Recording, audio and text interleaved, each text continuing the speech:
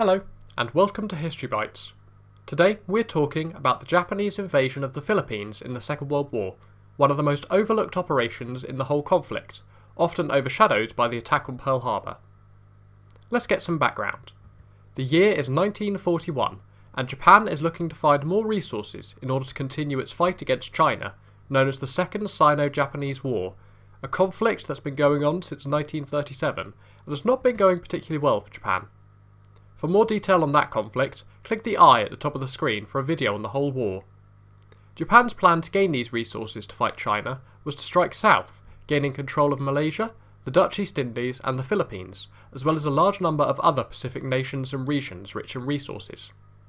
In order to succeed in this strike, Japan was going to strike against Britain, the Dutch, and crucially, the neutral United States, very quickly and with ruthless efficiency to try to knock them out the war quickly. I've covered Japan's plan to strike Pearl Harbor before, and on the 8th of December 1941, 10 hours after the initial strike on Pearl Harbor, Japan launched an invasion of the Philippines, who were under American protection. The invasion. The invasion force was the Japanese 14th Army, led by Lieutenant General Masaharu Homma. His attack was coordinated to be just after the attack on Pearl Harbor, so the Americans would not have time to prepare.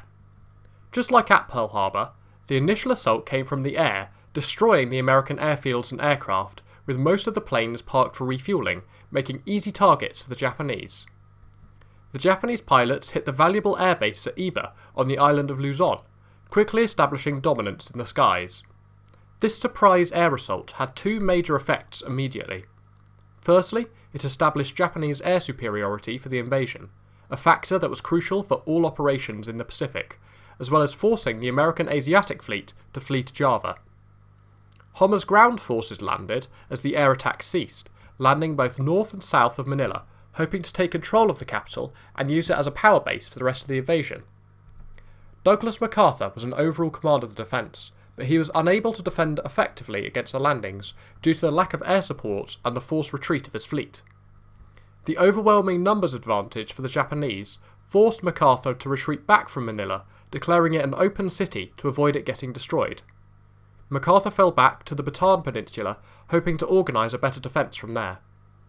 Manila was taken on the 2nd of January 1942, and the defenders on the Bataan Peninsula surrendered in April 1942, and other troops on the island of Corregidor in May. Poor equipment and training meant that the Philippine troops often fled in combat and were unable to fight effectively, causing major problems for the defence, and allowing the Japanese to exploit major breakthroughs. MacArthur himself only narrowly escaped. Upon the capture of the many prisoners that the Japanese soldiers found themselves with, the Japanese undertook the infamous Bataan Death March, in which many of the 76,000 prisoners, already weakened from malnutrition, disease and injury, were marched over 100 kilometres north to a prison camp in the difficult Philippine terrain. Up to 10,000 prisoners died on the journey. After the fall of the Philippines, MacArthur vowed to return and liberate the islands. The aftermath. The Japanese quickly set up a new government in the Philippines, with only one party, headed by the Japanese, to be in command of the government. A large number of war crimes were reported by civilians who were under the occupation. The Philippine resistance was incredibly effective, managing to control around 60% of the islands, with Japan only controlling 12 of the 48 provinces in the Philippines. It's believed that over 250,000 people were involved in the guerrilla operations in the Philippines. These resistance operatives gave intel to the US Army, smuggled guns, and generally helped the Americans in any way they could. The majority of people in the Philippines chose to support MacArthur and the United States after seeing the war crimes the Japanese were committing.